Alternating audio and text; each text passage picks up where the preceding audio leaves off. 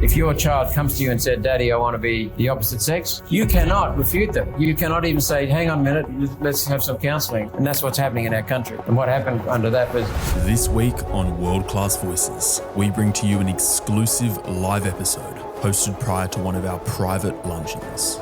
Many questions were asked and many philosophies challenged. It's of my belief that there's great power in sitting in a room with intelligent people discussing important topics. If I held a gun to your head, everyone in this room can see that I've got control of you. But if I indoctrinate you from when you're this long, you don't even know I've got control of you. What I like about Americans is that someone will say, we should build a highway here. Someone will say, no, there are no people there. Well, once you build a highway, they'll come. In Australia, we'll say, yeah, you're probably right, you can't build a highway. When I first went to America, I was 24, and I was blown away. Just the vibe there. It was ironic because...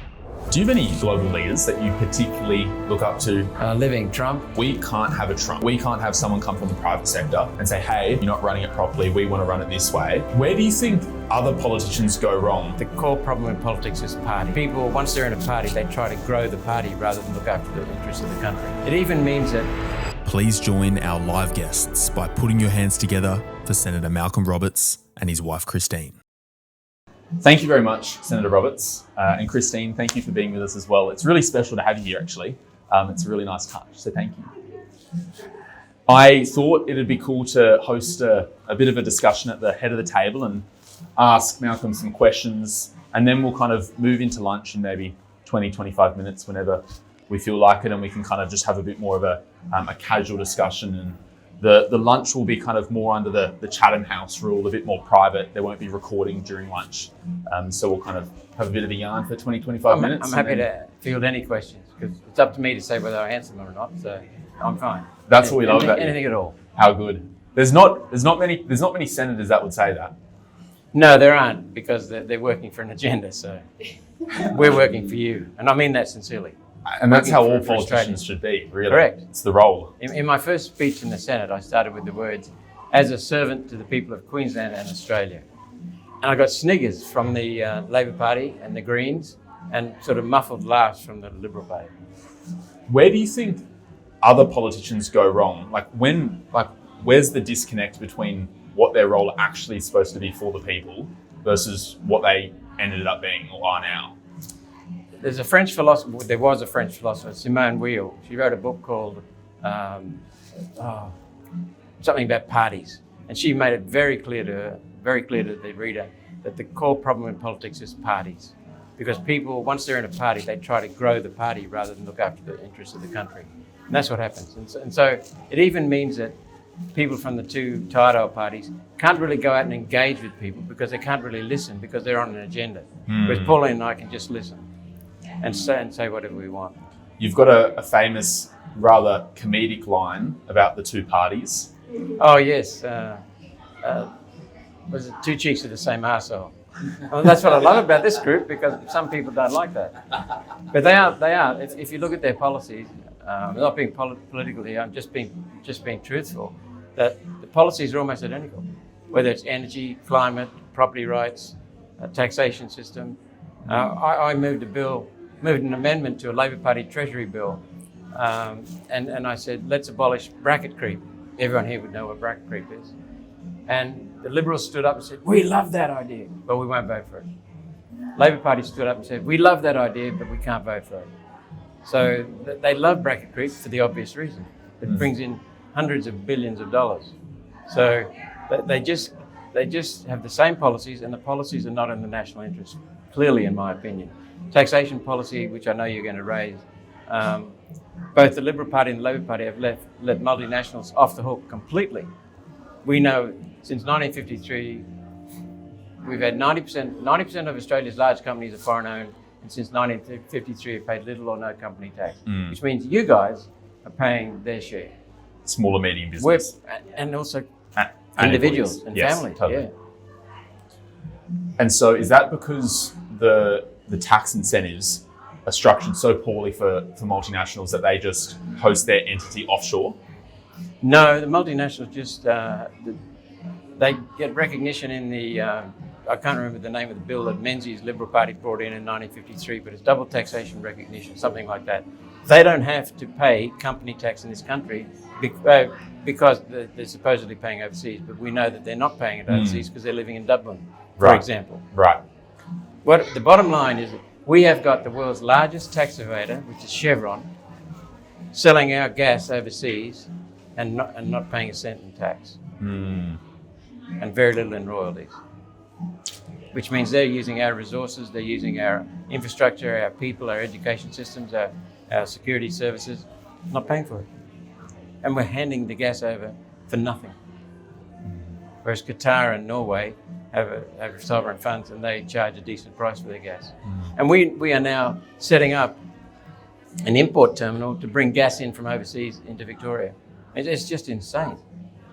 And we could be, as Pauline said many years, we could be building a pipeline from the west to the east to have all that gas on hand in the major capital cities.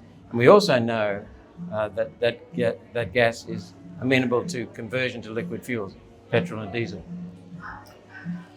And so back to the two parties. What's the issue there? Like, why? Like, I heard you talk a bit about, they'll be sitting in Parliament and they'll complain to each other all day long, and then they'll go have a beer, at the end of the week. Well, this Labor Party government, or this government I should say, it's Labor Greens actually, and a couple of crossbenchers, they have guillotined 205 bills. That means they've truncated the debate. And the way they can do that is they can get a majority of the senators to agree to do that, because the Senate makes its own rules. So when it comes to structuring the day, the Senate has its standing orders, but they can vary them whenever they want, so long as they get a majority of senators. So it's really a rabble. But significantly, the Liberal Party will stand up whenever the debate is guillotined and say, "You bastards are cutting debate. That's not democratic." But then they'll help the Labor Party do the same thing the next day. Right. So we've had 205 bills go through guillotined, and we've had recently several nasty bills go through with the support of the Liberal and Labor Party working together. I call them a uni party. Yeah. Because they are. They've got the same globalist masters. And I never would have thought I'd be saying that before 2010, but it's the globalists that pull the strings. They're working for the multinational corporations and the globalist entities. A lot of their policies come from the United Nations and the World Economic Forum. So we've been sold out, and it's just continuing, and it's happening right throughout the West. So many of the policies that are put in place by the Liberal Labor Uni Party are being generated right through America, New Zealand, Britain, and Canada. And they're happening not just in COVID, but in suppression of free speech, etc. They're happening right through. I think there's a lot of entrepreneurs, business owners in Australia who are so focused on their industry and what they're doing that they don't honestly even understand the way the political system works. They're smart human beings and they know a lot about what they focus on, but they've got no idea on what the Senate is, how Parliament's structured, how your party fits into state politics and federal politics. I'd love to hear it from your words on how you guys fit into the whole system and how the whole system works from your point of view. What we've got is a federal constitution, and then each of the states has their own state constitution. The federal constitution is based on the tenet of competitive federalism. Most of the work, the services the government provide should come from the states. And we picked that up from the Americans. We've got a fabulous system. And we combined the American system of congressional system making the legislature and the judicial system and the executive. But what we did was combine it with the Westminster system from Britain to put the executive in the parliament. And there are pros and cons for both. Okay. So I'm not going to bag that point. But competitive federalism says most of the decisions on services are made by the states. That way, if New South Wales stuffs something up, people leave New South Wales and come to Queensland. If Queensland does something really, really well, more efficient or lower taxation, then people leave the other states and come here. And we see that in America a lot more, I would say. Oh, yes, without a doubt. Yeah. And it works. It's almost like companies competing in a capitalist market. Well, you've nailed it, because I'm the only person who's used this term. It's a marketplace in governance. Yeah. Most governance is frankly shitty because it's easily corruptible. It doesn't matter whether it's a monarchy or a democracy or a republic. Government, it becomes a vehicle for corruption. So what's missing is accountability. When you've got one massive central government, and increasingly this is happening in America, they're centralizing things. Trump's a breath of fresh air, he's decentralizing. When you centralize it, you've got no real competition. Labor and Liberal are pretend competition. So you've got no, if you've got a choice between Druin and Jordan, was it? In seeking them, their products, you have now got accountability. Because for Druin to get your business, he's got to improve his game. And that's what we've seen with what Elon's done with X and what Zuckerberg's had to follow with Meta. It's exactly what we've seen. He's forced them into it. He's had to do it. Yeah. So you, wherever you've got choice, you've got accountability. And then from accountability comes truth, and from truth comes trust. We don't have trust and truth in this system here. And so Can I just go on with another example? Joe Bureaucracy was a fine Premier of Queensland decades ago. What he did was he abolished death duties, estate taxes, inheritance tax, whatever you want to call it. And people from all over the country, he abolished them in Queensland. People from all over the country flocked to Queensland and set up residence in the Gold Coast. So they wanted to die in a state where they could leave their money to their kids. And so what happened? Other people came here to Queensland. So the other states got desperate. They all progressively banned death duties, estate taxes. So what's happening now is that the Labor Party has made murmurings on 2 occasions now over the last 4 years of centralising a new estate duty death tax. But then you've got no competition. Then it's a fait accompli. And so if you get the Labor and Liberal Party to be pretending to differ, but they both gang up and put in the estate tax, that's where the people are losing. Right. Does that make sense? It totally makes sense. Absolutely. And so in Australia, again, Australia versus the US, with US having states more competitive, more policy is at the state level versus the federal level, is the problem that in Australia, the policy is decided at a federal level more than a state level? Yes, increasingly. We've found in our policies that we've just launched about 2 weeks ago, and we're still launching more, Sam, that we can find $90 billion worth of savings just by cutting government duplication and waste. Eliminate Department of Climate Change anyway. That's for a start. That's $30 billion plus. There's never been any evidence presented that we need to do it. We're committing suicide when the Chinese are saying, yeah, we'll sign net zero, 2050 maybe. And the Indians much the same. So that's one. But the others are things like the Department of Health, the Department of Education, Department of Aboriginal and Islander Affairs, Department of Housing, Department of Aged Care. They're all duplicated. They're all in the Constitution, federal Constitution, state responsibilities, but the federal government has built in a massive duplication and waste on top of that. We have got education departments in the states controlling or running the education system. Okay? And they're not doing a very good job of it, as you can see. But we've also got 4,000 people in the federal education department that are overseeing them. There's not one school, not one teacher amongst them. So we're saying, get rid of it, get it back to the states. Now, what were the 3 things you said that federal should be in charge of, and only that? Oh no, there are a few more than that. Defence, foreign affairs, international trade, border protection, maybe communications, right, because it's massive these days. So there's certain categories that are more the responsibility of the federal system. Yes.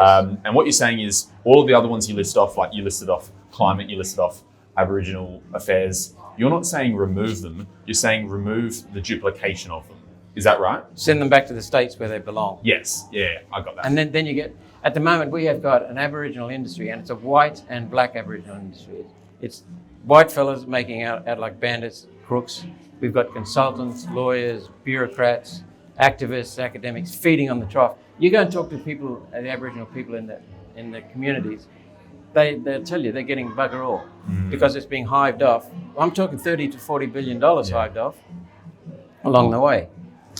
So when you send it back to the states, then what happens is the states have to do a better job because they can compete with the other states. Can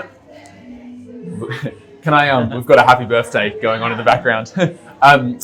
So an analogy I just thought of that I want to play with here, to bring it back to business and to kind of understand it better, is it almost like if you've got federal politicians making decisions for the entire country, that's almost like the board of a company making I think micro you're on decisions. the right track. Very few people have seen this, but you're on the right track. Keep going. Okay, so what I'm comparing is if federal politicians make a decision versus state politicians, federal politicians don't have as much exposure to the people of each state at a micro level.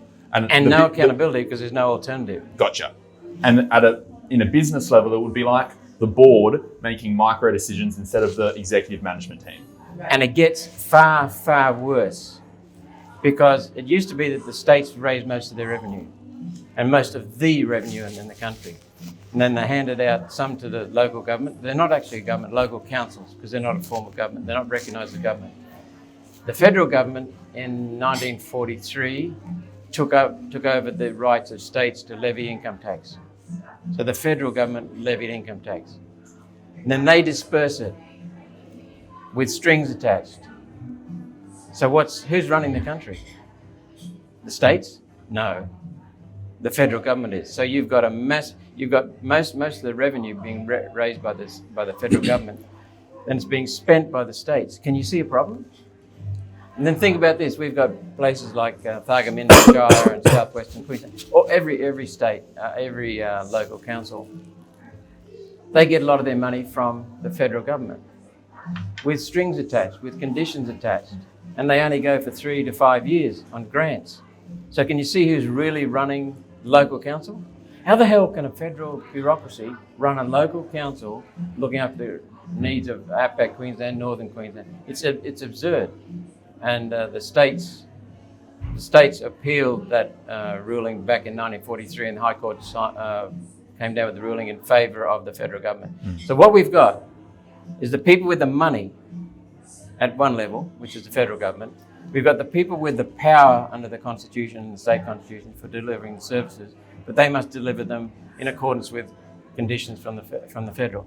And then we've got people, so we've got the money, then we've got the power in the states, and we've got the problems in the local council, and they're getting shafted. And that's what you call a bureaucracy.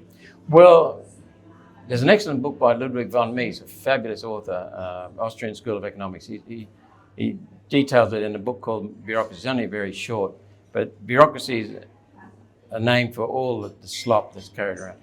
Basically, you've got two forms of administering something: bureaucracy or profit and loss. If you've got profit and loss, for example, someone might run a company that's global. He or she would appoint someone to look after the Australian division, and they can hold them accountable by whether or not they're making a profit or a loss. Yep. Okay, and that's Black and white. always works out. Yep. Some forms of some organisations you can't. For example, judiciary, you can't let that be profit and loss.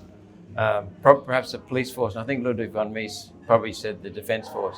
Very, very few exceptions. Send most of it back to private enterprise to do. So the bureaucracy is the alternative to private enterprise, where you cannot rely upon money changing hands for services. Then you've got a situation where we are, because I still am very, very strongly supportive of private enterprise. There's people that own most of the businesses in the country. But what do you do in a country where we've got a massive area, almost as big as the 48 states of America, the mainland states, and we've only got a population of 27 million? You can't have 2 electric companies, you can't have 2 water companies, you can't have 2 road companies. So you're not going to get competition. So then what happens is if private enterprise does it, they have a monopoly. And you know what Warren Buffett said? Someone said, what's your ideal business? And he said, to own the only drawbridge on a wide river. And people have got to get across. So you can't do that. And what we've seen actually in this country is so many governments getting into trouble financially and selling their assets, or doing deals with their mates and selling assets. So they're setting up monopolies. Every major monopoly is as a result of government. And so just on that, if Queensland road systems are owned by the state, if their utilities are owned by the state, then that's a monopoly run by bureaucrats, but it competes with the other states. So you've always got a reference to how Queensland accountable. See what I'm getting at? Yeah. But there's no reference for monopolies. Comparatively to that being private enterprise. Yes, yeah. So, correct. So, and what happens is because the economy's not big enough in Correct. a state for there to be competitors if it's in the private enterprise sector. Right. They couldn't afford to send 2 sets of water pipes to each house. Yeah. So that means you've got a monopoly with power. And then what you'll find is the government set up rules and regulations to manage the monopoly. Well, which is more inefficiencies. Yeah, and it's also more. We've got a national electricity market that is really a national electricity racket. It's not. It's rules and regulations that govern the supply and allocation of energy. It's a complete racket. And you're paying for it. And so you spoke about you guys have a bill, and you're proposing how much the government can save. It's not a bill, it's just our policies. A policy, rather. We will introduce. Yep. So obviously, as everybody would know, the United States have just come out with DOGE, which is the Department of Government Efficiency. Which is adding a bureaucracy to shrink other bureaucracies, which has got some questions about it. Yeah. But if they create DOGE and then DOGE removes 20 inefficient departments, is it still a viable move? It depends how it's run. Depends how much free space Elon Musk is given by Donald Trump, which I think will be a lot. But I'm still concerned that we're creating another bureaucracy to shrink the other bureaucracy. Is everyone familiar with DOGE? Department of Government Efficiency. What do you think of Elon running that? Elon's obviously gifted when it comes to intelligence. He's a bit socially awkward, which quite often is the case with geniuses. You almost give him a bit of buffer room. You almost think it's okay because his brain's going so fast. He's doing amazing things with SpaceX. I mean, you can't deny that. He's doing amazing things with X. He brought free speech back to social media, and he's forced Facebook to be competitive now. So that's wonderful. So he seems very genuine. But with these kind of geniuses, they're quite often flawed. We know that throughout history. So how do I rationalize Tesla and climate change with someone who claims to be interested in science because there's no science to back up what he's doing? He's destroying resources around the planet by making...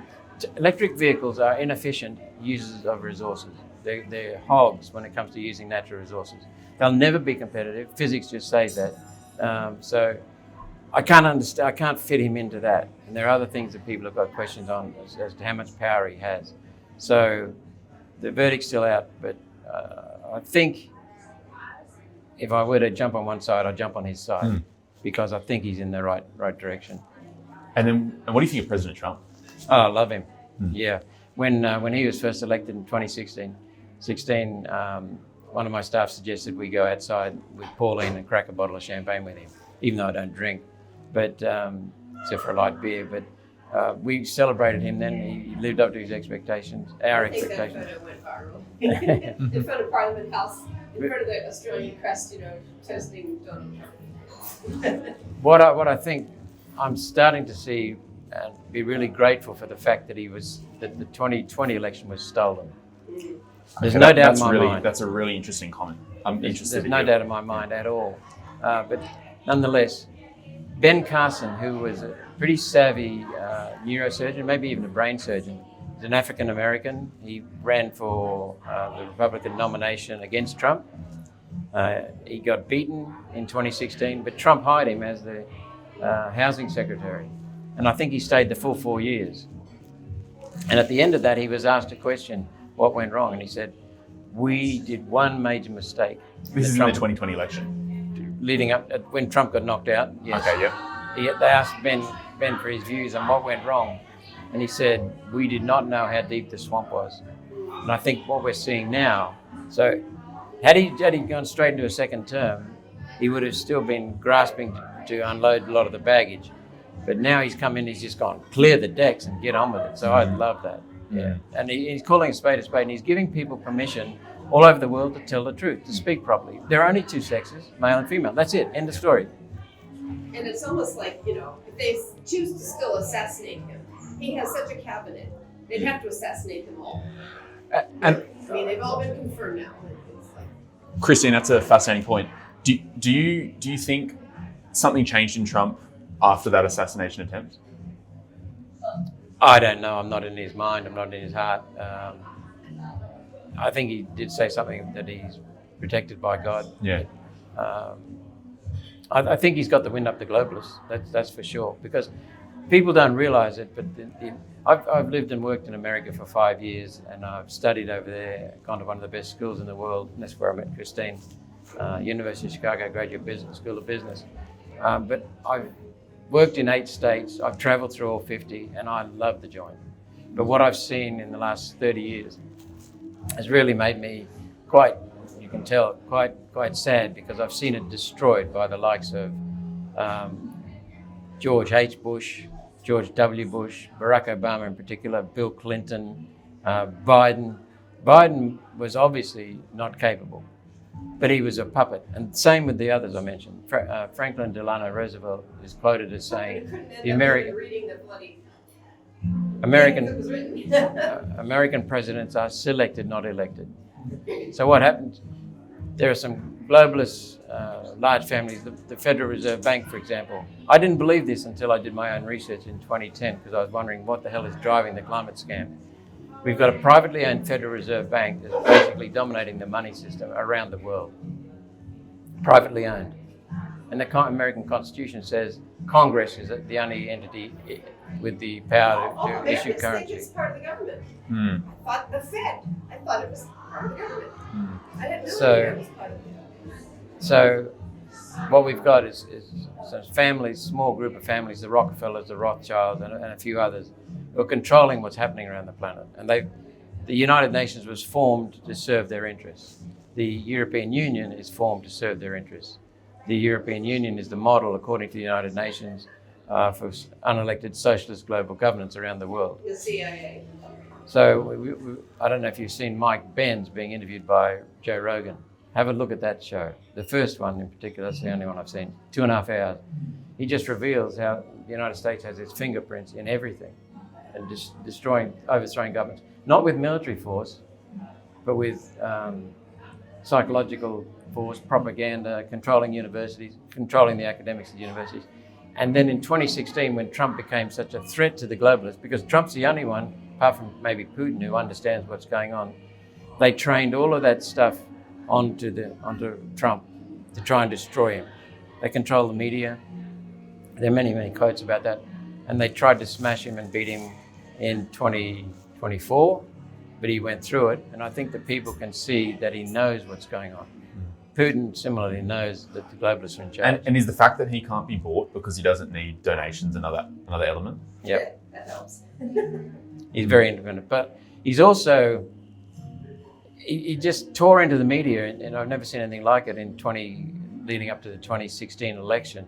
He destroyed the media, and he destroyed their credibility, and he got them feeding on themselves. And CNN has gone from being top of the pops in America to also rans. We've got, I remember seeing one of Rogan's podcasts had the ratings of 11.8 million views. Tucker Carlson, when he was with Fox, had 3.5 million, and CNN, poor old CNN, had 800,000. So, he's really turned everything on its head just by confronting them straight eyeball to eyeball. Looping that back to Australia, and I'd love to hear how this works from your knowledge base, but my understanding is one of the differences with how the President of the United States is elected versus the Prime Minister in Australia is that in the US, they obviously have the RNC and the DNC, and the people who are registered for the either Democrats or the Republicans select who they want to run the party, and then the entire nation vote on which party they want to run the nation. And they do it through the Electoral College, which is state-based. Yes. So the people elect the party, but they also elect the leader of the party. And that's my understanding, is that's why someone like Trump... That's the same there, pretty much. Yeah. Well, my understanding is that's why someone like Trump from the private sector is able to run for presidency, or that's why Tulsi Gabbard is able to run for presidency, or Vivek from the private sector is able to run for presidency without being a politician beforehand. Correct. Now, the executive ministers in this country, including the Prime Minister, have to be within Parliament. So the Minister for Housing, the Minister for Defence, has to be a parliamentarian. In Australia. In Australia. Yep. In America, you can nominate whoever you want. Once you're president, you can appoint them however you want. And they have to stand up to scrutiny from the Senate, and that's all. Once they get a majority in the Senate, they're home. Yeah. So in Australia, you can't become Prime Minister if you're not a parliamentarian first. Right. Correct. And It's the same as the Westminster system in Britain. is that the way our system is, and that's just the way it is? Do you think one's better than the other? There are the pros and cons to both. I haven't given it a lot of thought because it's written in the Constitution. So It is. That's the way it is. that's the way it is. Yep. You'd have to have a massive change in the Constitution. And I've, as the chairman of the board of a publicly listed, not listed, but public company, I found it very difficult to change the Constitution. I got the Constitution changed, but then it's fraught. So I've learned from that lesson. And it's always difficult to change the Constitution. And the people of Australia are the only ones who can change our Constitution. And they respect the fact that the Constitution is there to protect them. That's why so few referendums have got up in this country. So in Australia, what I'm gathering is we can't have a Trump. And what I mean by that is I don't mean somebody with Trump's policies necessarily, but we can't have someone come from the private sector and say, hey, government, public sector, you're not running it properly. We want to run it this way. That's not going to work because they're going to have to go through Parliament and go the correct way. Well, they have to go that way. I don't know if it's the correct way, but Yeah. there are pros and cons to both. That's fascinating. Does that make sense? Yeah. Yeah. Interesting. And there are certain benefits to having the leader of the country in the Parliament, because then theoretically you'd be more accountable. But what you've got in America is the Congress watching over the president, and you can be impeached. So there are pros and cons. The significant difference is that, as well as the one you just said, the president is elected by the people through a convoluted system. But in Australia, the Governor General is appointed by the leader of the majority house, the Prime Minister, majority in the lower house. And we are essentially a republic. Believe it or not, we have the form of government of a republic, because we're a republic. In a monarchy, the monarch is in charge. The monarch gives orders and gives instructions. In our country, the monarch does not run the country. The monarch serves the Constitution. A republic is a country that's run by laws, and the supreme governance entity of our democracy is the Constitution, and that tells people what they can and can't do in broad form and how to govern. So I think that the Governor General doesn't have a lot of powers, mainly reserve powers. So whereas in America, you can get some crooked, corrupt politician winning his way to the leadership. So there are pros and cons. Do you think, you said Australia is almost like a republic. Do you think we will ever become? I hope not. Okay. And Christine would know, when I first met her 34 years ago, and I went home to her house in Pennsylvania. Her parents, I told them what I thought of the monarchy, and it wasn't polite. But I've realised, and I realised this before I got into the Senate, that the current system we've got is wonderful. The monarchy is wonderful because the monarchy, as I said, is structured in our Constitution with very limited powers and has to serve the people. And Queen Elizabeth did that really well. We were a bit worried with Prince Charles when he came along, but he has learned he's got to serve the Constitution as well, serve the people. So I actually think it's a pretty good system. So you're saying there's more advantages to disadvantages? Yeah, and I'm also saying that we are effectively a republic because we're run by a set of laws, the Constitution. Do you have any global leaders that you particularly look up to, either living or passed away? Passed away. Living, Trump. I think what I admire in people is when they actually serve the country. And Putin is looking after Russia's interests. There's no doubt in my mind about that. Nigel Farage, he's not in a position of power, but he is an elected official. And he is leading the country in many, many ways. He's leading the agenda in Britain. He's achieved remarkable things, getting out of Brexit, forcing the Conservatives to become conservative again before they went really woke. Milei from Argentina, Giorgia Meloni in Italy, Modi Modi, I have qualifications in that statement because I don't know enough about him. But he seems to be looking after tackling some difficult issues in India, and and he's also telling the United Nations that he'll stop the use of hydrocarbon fuels once his country has become developed, because that's what we had. Now we're committing suicide economically and security-wise with destruction of our power supply. And Trump's come along and said, no wind turbines being built in my watch. Yeah. We'll become the biggest exporters of gas and oil again. And he knows what he's doing. He knows that energy is the key to competitiveness. He knows that energy is the key to standard of living. And he doesn't tell lies. He just says, get out of my way, I'm going through. What else can we learn from America?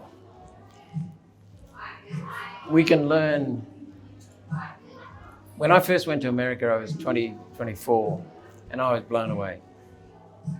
Just the vibe there. And it was ironic because when I arrived, Carter was in power. And he was particularly weak. He made a mess of the hostage crisis. And I was there for the time when Reagan came in. So I arrived with 5 months of Carter still to go. And all the Americans I could see were just walking around with their chins on their chest and embarrassed to be Americans after Watergate and after Vietnam and so on. I thought, you've got the best country on earth, the most powerful country on earth, and the freest country on earth. You should be standing with your head up. So Reagan came into power, and I saw the way he just picked up the whole country, gave it a shake and said, get on with it. That was beautiful to see. That restored America to what it was. America, what I like about Americans is that someone will say, we should build a highway here. And someone will say, no, there are no people there.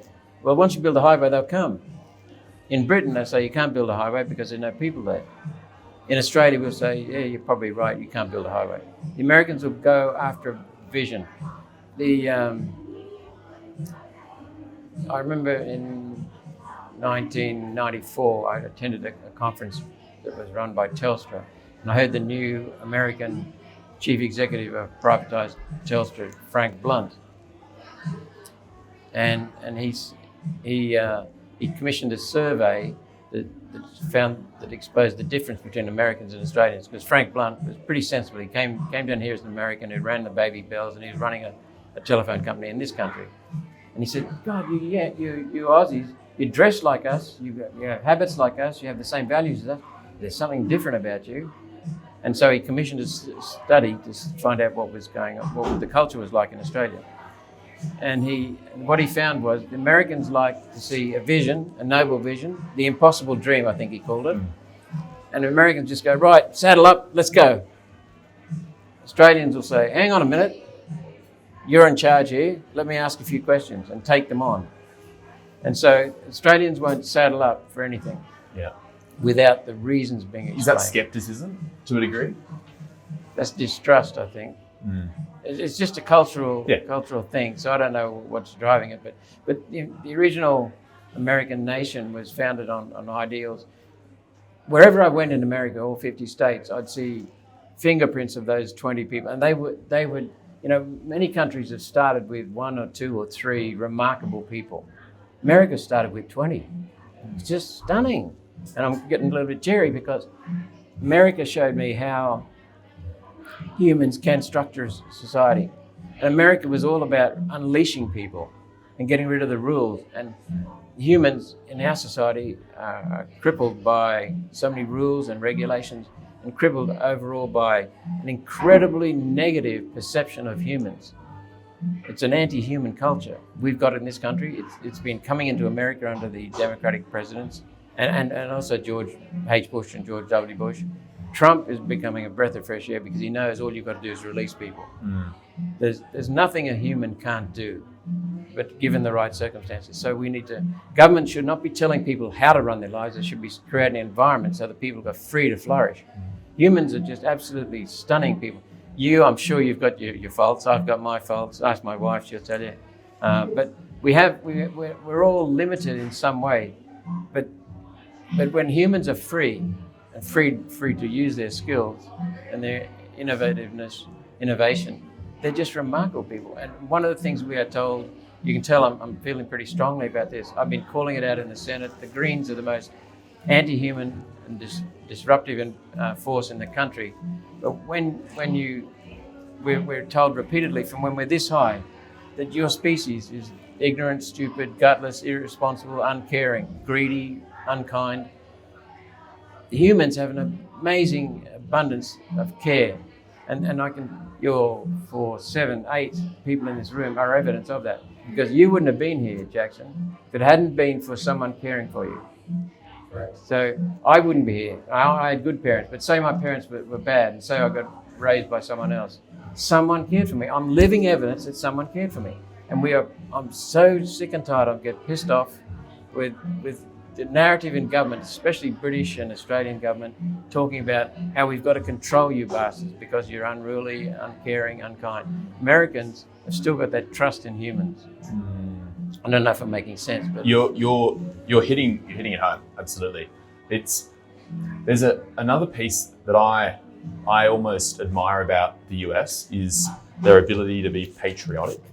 You know, you're wearing, you know, our flag on your lapel there, and one of, I think, the most unfortunate things about Australia is how many citizens look unfavourably at our national flag. you just nailed it. I'd love to talk about Australia Day and why you think Australians look at our flag and they almost look at our flag synonymous with the word racism. Yep. When Bob Hawke first introduced the term multicultural, I think he or someone else said, just like America. Well, America is not multicultural, I can tell you. It's becoming more so under the Democrats because they've let the country be flooded with Mexicans and other people. But Americans are very proud of being Polish, very proud of being African American, very proud of being Asian, very proud of being Korean. But above all, they are American. What we've been told to do is to forget about Australia and just be passionate about your own culture. Well, it's not your own culture. You're living in Australia. You respect the Australian culture. We've been bringing people in here under Labor and Liberal that love the material benefits, but they don't want the culture. And are you familiar with Fernando Rukshan, the journalist? He came to prominence. He was a wedding photographer, and I'm laughing. He's a lovely guy. During COVID and all the restrictions where freedoms were smashed and human rights were smashed, he stood up in Melbourne, of all places, and started becoming an independent broadcaster. And he's really nailed so many issues. He's black. Okay, he's from Sri Lanka, which is India. I was born in India. So he was complaining, making an observation that wherever he goes, we're flooded with people from Asian culture, Indian culture. And he's one of them. He said, but we came here because we like the Australian culture. They're deliberately destroying the Australian culture. So that's what I'm getting at. Absolutely. And so, correct me if I'm wrong. So you're right. Our flag, just like our species is denigrated, our flag is denigrated because what you do, what these globalists are doing, Sam, is they're saying you're a victim and you're a perpetrator. What they do is create victims, whether they're racial, female, nationality, any religion, minority. any minority. Yeah. Sometimes not even a minority because there are more women than males. It's a good point. So they create a victim and they go looking for a perpetrator. You can't have a perpetrator without a victim. And then you've got us versus them. And then you've got division. And then you've got people looking at the government for way out. And that's the irony of inclusivity, right? Yes, it's not inclusive. Yeah. So what I'm getting at is, and I think you've described it as this before, Australia should be multiracial, but with the Australian culture at the front and centre, as opposed to what we call multiculturalism. Is that right, or what are your thoughts on that? Above all, you're Australian in my book. Yeah. Above all, you're Australian.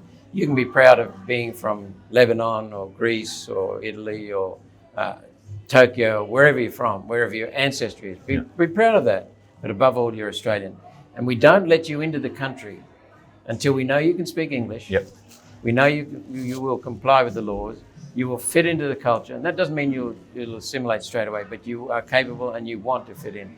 And it means we let people in gradually, not flood the joint with immigrants. We've had 750,000 people come into the country in each of the last 2 years under Labor. The first Prime Minister to bring in massive immigration. And I'm half immigrant, so I'm not against migrants. And migrants have been so instrumental in getting this country up and running. So I'm not bagging migration. What I'm bagging is the abuse of and the use of migration as a tool for changing the culture. Make no mistake, they're trying to destroy nationality. Pride in the nation state. They're trying to do that in America as well. What's happening with the globalists is that they've said the people who are pushing the climate fraud, people who are pushing so many of the woke agenda in their country, they're pushing it overseas at the same time. And they've said their main goal is to put in place an unelected socialist global governance. Nothing could be more stupid or more corrupt than a global government. And so that's what the agenda is, to smash borders. And what we've seen is people like Viktor Orban in Hungary, the Prime Minister or President of Hungary, he stood up and said, borders are closed to all the Africans coming in through Turkey. Giorgia Meloni is saying the borders are closed because what they're trying to do is smash the borders, smash the culture, so that people identify less with their nation state than with the globalists. The two main structures for human society are the family and the nation state. They're trying to smash both. That first one. Yeah. It's important. Very important. And they first started smashing it through the family law system in this country. That was something Gough Whitlam brought in from the UN in 1975, Labor Prime Minister. And that family law system is crooked, corrupt, and it just smashes males in particular, also some females. It's an inhuman system. So a good friend of mine called it the slaughterhouse of the nation. In a moment, I'm going to open up to anyone if you guys have got any questions. It's on the spot, so if you don't, that's okay as well. We'll have a lunch in a moment, and we'll be able to talk about whatever we want. Love Q&A. Yeah, you love Q&A. Just before I do that, just to close this important topic, what do we do with Australia Day? Keep it and leave it on the day it is. And how do you communicate that to the people? Because there's so many Australians that aren't happy with that. Oh, I disagree. I'm not saying there aren't Australians that are happy with that, but I'm saying there's a lot on both sides. I grew up in Byron Bay, I can tell you. Oh, it depends where you are, of course. But the majority of Australians, I believe, want to leave it as it is. So many Australians, the overwhelming majority of Australians know that you're a man and she's a woman. And it doesn't matter how many bits and pieces you cut off your body, you will still be a man. But the Australians have been the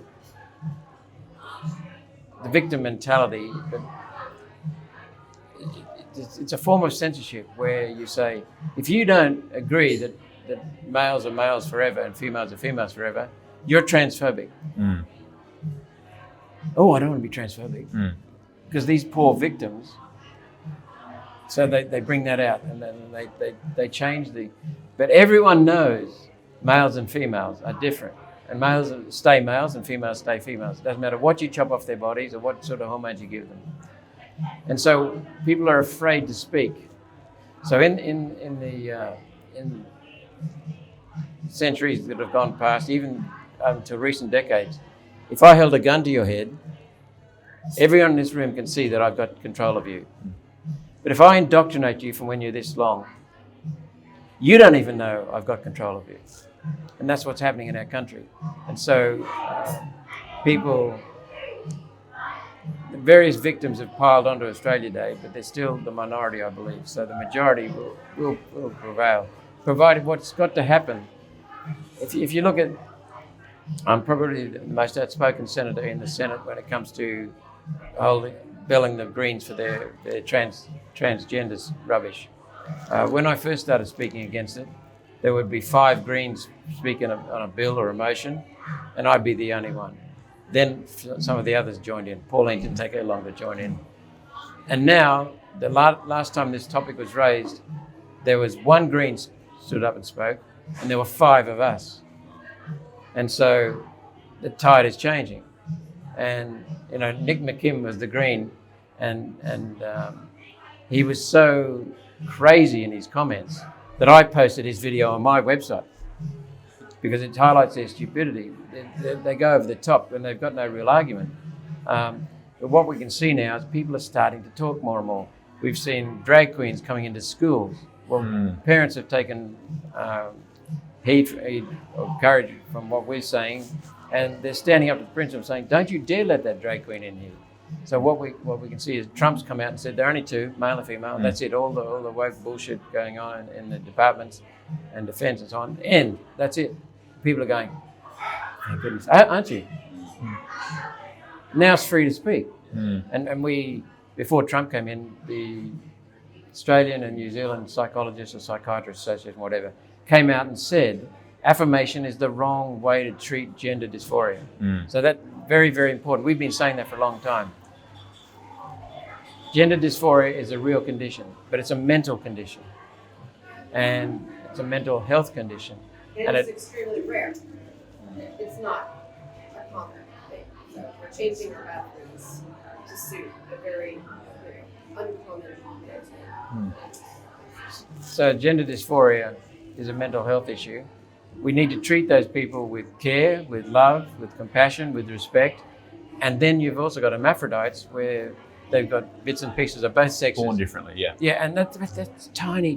Very, very, but very you've got to treat them with respect. Nowhere have we said we shouldn't be treating them with respect. Nowhere have we said they haven't got a serious issue.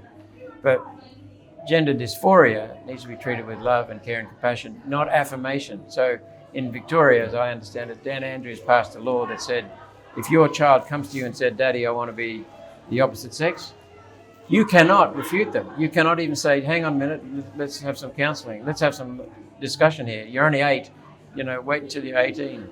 And that comes back to the family governance piece. Exactly. Yeah. They want to smash the family. When you smash the family, you turn to the government. It's like what happened in California, right, with Newsom at the same time. He did the same thing. I don't know what Newsom did. I think you're right, but I don't know. Where like the kid didn't have to go, like the kid could go to, for example, the school teacher and consult around the fact that they were feeling like, confused about which gender they were using something they saw. And then the teacher didn't have to consult with the parents to take them to a medical provider or whoever to actually have a proper consult.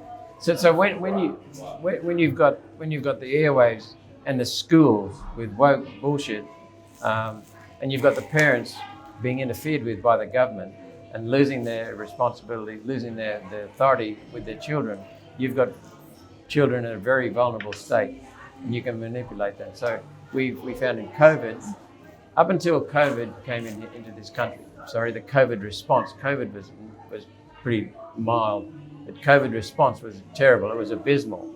And I know you're laughing, I think you're with me, but I can give you hard proof it's mild. Children under the age of 18, you had to get the parents' authority to inject them with anything. And what happened under that was the Queensland government passed a law saying that children, for the purposes of COVID injections, children down to the age of 12, I think, would be treated as having the bodily authority to do that. Now, you laughed about COVID virus. The whole situation. Yeah, I guess that's the way you laughed. I saw that. I asked the chief medical officer, well, first of all, COVID came in. We were given these videos from the major news broadcasters had these videos of people dying and dying in their droves and makeshift morgues in the streets of New York, the streets of Beijing, the streets of Italy. What are we going to do? So we thought it is pretty serious from what we've seen. We didn't realise until fairly recently that those were all staged. They're bullshit. So we thought it was serious, so we passed we gave Morrison his money. But I said to Morrison in a letter 3 months later, we've done this for you, now give us your evidence. No evidence. Gave us complete crap. Did the same with Palaszczuk. No evidence, complete crap. 3 or 4 months later, I wrote to them again, where's your evidence? None.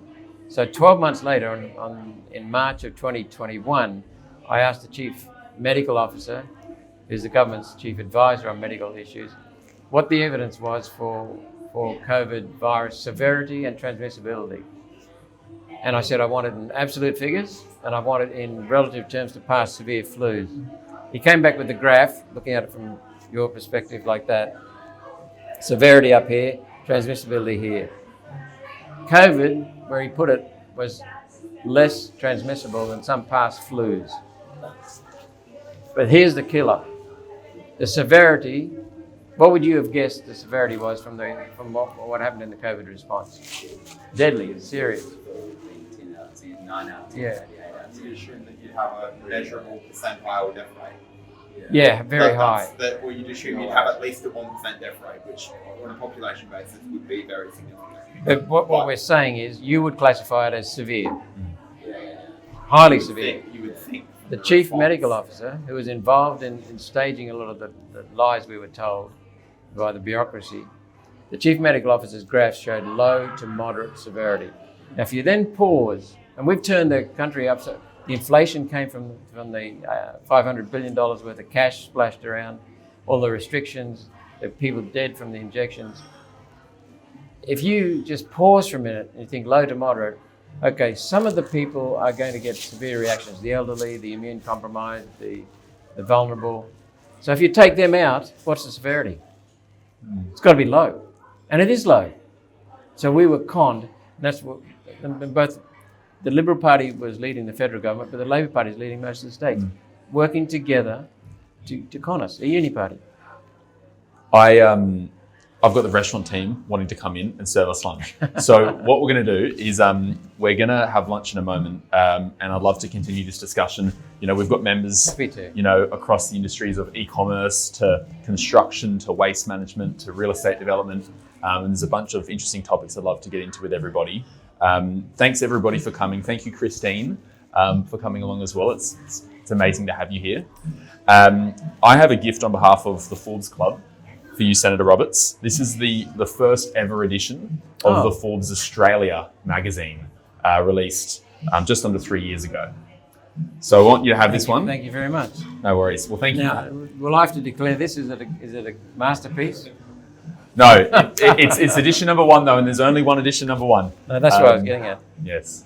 So Thank you. this has been brilliant, and it's, I guess, like maybe just to kind of wrap this up, you know, something that I've found really, really valuable for me looking at policy and the political landscape, Malcolm and I spoke about it briefly earlier, is looking at policy in isolation. You know, the left have policy, the right have policy, this party has policy, that party has policy, but it's like we're all, you know, sovereign human beings, and I think there's a lot of value in looking at each policy based on the premise of the policy, not on who's necessarily promoting it.